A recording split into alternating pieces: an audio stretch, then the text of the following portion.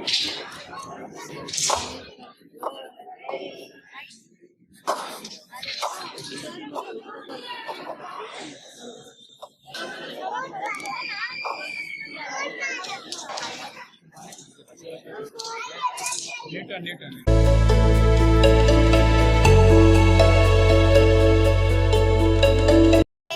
Welcome back to my another blog.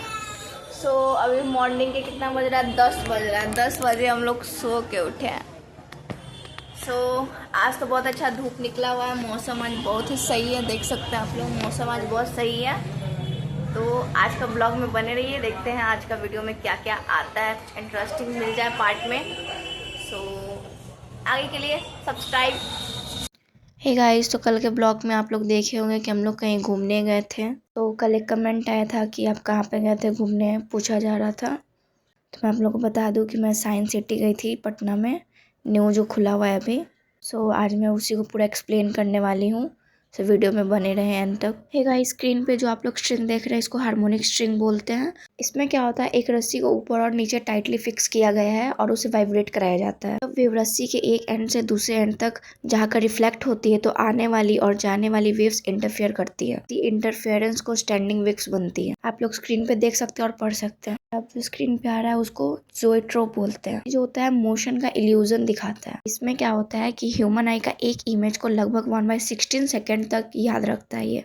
और अगर इसी टाइप में दूसरी इमेज आ जाए, ब्रेन उन्हें कंटिन्यूअस मूवमेंट समझ लेता है। इसी प्रिंसिपल को डिस्टेंस ऑफ विजन कहते हैं। एनिमेशन, कार्टून, मूवीज बेस्ड होते हैं। अब जो ये पॉन्ड की तरह से वर्चुअल रिपल टैंक बोलते हैं। ये जो है पानी की लहर यानी कि वाटर वेव्स को समझाने का एक मॉडल वे है।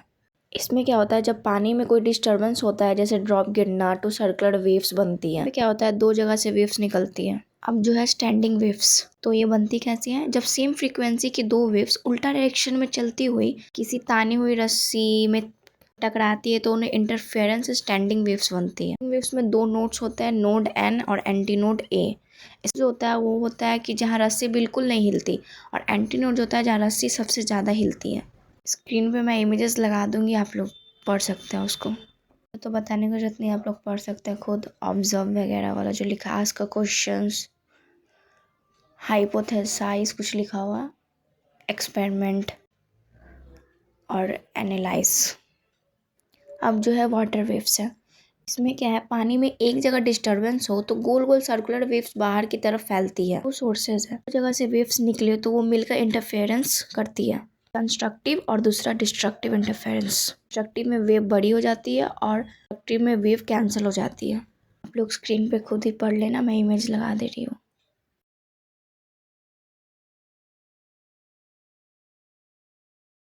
अब जो है लेविटेशन वाटर है। पे क्या हो रहा है, पानी ऊपर उठता हुआ या हवा में रुका हुआ दिखता है। असल में पानी ऊपर नहीं जा रहा, इल्यूजन है। ये कैसे बनता है? पे जो एक स्ट्रोबोस्कोप लाइट यूज होती है, जो फास्ट ऑन ऑफ होती है। पानी की बूंदें नीचे गिरती हैं। लाइट जो है फिक्स टाइम इंटरवल पर ब्लिंक करता है। लाइट की जो फ्रीक्वेंसी है वो पानी के गिरने की फ्रीक्वेंसी, बूंदें रुकी हुई लगती है। अगर लाइट थोड़ी तेज हो, बूंदें ऊपर जाती हुई लगती है।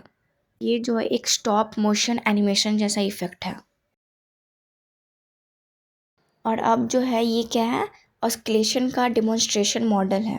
और इस मॉडल में क्या हो रहा है, आप लोग देख सकते हैं कि बीच में जो बॉल पेंडुलम लटक रही है वो आगे पीछे ऑस्किलेट करती है। और जो नीचे डिज़ाइन लाइंस दिख रही है वो टाइम के साथ पेंडुलम की पोजीशन शो करती है। और लाइट और मार्किंग से वेव जैसी पैटर्न बन जाती है। अब जो है ये तो फोर्स एंड मोशन है, इसके बारे में तो आपको पता ही होगा।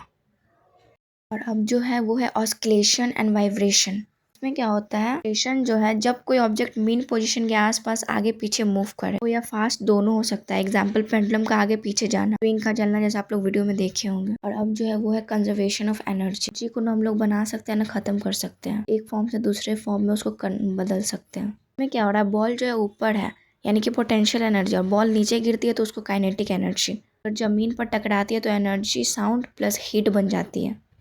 और अब जो है वो है न्यूटन्स क्रेडल। क्या होता है, इसमें जो है एक बॉल छोड़ो तो दूसरी साइड की बॉल जो है वो निकलेगी, कि बॉल्स हिलती नहीं। में है हम लोग को क्या सीखने को मिलता है, एनर्जी और फोर्स गायब नहीं होती, एक बॉल से दूसरे बॉल में चलती जाती है। What does it show? तो ये बताता है conservation of momentum and energy. Pull one ball release, last ball moves out with same height, middle ball stay almost still. ये भी कंजर्वेशन ऑफ एनर्जी है। एनर्जी ना बढ़ाई जा सकती है ना ख़त्म होती है, एक फॉर्म से दूसरे फॉर्म में बस बदलती है, कन्वर्ट होती है। आप लोग देख सकते हैं कि 2 बॉल्स दिख रही हैं, जो है स्टील की और एक रबड़ की बॉल है। स्टील बॉल जो है वो कम बाउंस करेगा। ये भी जो एक वाटर वेव मॉडल यानी कि रिपल टैंक है, और ये क्या बताता है, पानी के सरफेस पर वेव्स कैसे बनती और आगे बढ़ती है। इससे क्या समझ में आता है, तो वेव का मोशन, वेव लेफ्ट राइट आगे बढ़ती दिखती है। फिर उसके बाद wave length, crest and through effect of frequency and speed and energy transfer matter नहीं। इसमें क्या हो रहा है, सैंड एक फ्रेम के अंदर पैटर्न बना रही है। ये पैटर्न वाइब्रेशन ऑस्किलेशन की वजह से बनते हैं। ये चेयर जो आप लोग को दिख रहा है ये वो standing waves notes anti notes का मॉडल है। छोटी छोटी बॉल्स जो आप लोग को चेयर पे दिख रही है, जब वाइब्रेशन वेव दिया जाता है जैसे साउंड या मैकेनिकल वाइब्रेशन, चेयर के कुछ पॉइंट्स हमेशा शांत रहते हैं, उन्हें नोट्स कहते हैं। कुछ पॉइंट्स ज़्यादा हिलते हैं, उन्हें एंटी नोट्स कहते हैं। दिख रहा है साउंड वेव का एक्सपेरिमेंट है। ये जो गोल वुडन प्लेट है इसको वाइब्रेट किया जाता है, कभी हाथ से कभी स्पीकर रोड से। प्लेट वाइब्रेट करती है तो स्टैंडिंग वेव्स बनती है। ये जो है थर्मल कैमरा यानी कि इंफ्रारेड कैमरा का डिस्प्ले है।